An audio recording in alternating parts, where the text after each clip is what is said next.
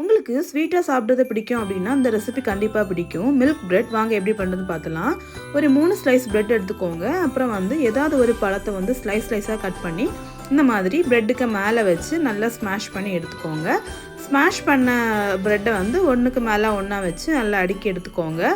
அப்புறம் ஒரு கப்பில் கொஞ்சமாக மில்க் மேட் ஊற்றிட்டு காய்ச்சி ஆறுன வச்ச பாலும் ஊற்றி அது கூட நல்லா மிக்ஸ் பண்ணி தனியாக எடுத்து வச்சுக்கோங்க.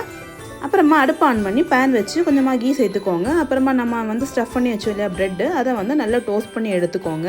அதுக்கப்புறம் நம்ம மிக்ஸ் பண்ணி வச்ச பாலையும் இந்த ப்ரெட்டுக்கு மேலே கொஞ்சம் கொஞ்சமாக சேர்க்கணும். இந்த ப்ரெட்டு பாலை நல்லா அப்சர்வ் பண்ணி எடுக்கணும். நல்லா திருப்பி போட்டு எடுத்துக்கோங்க.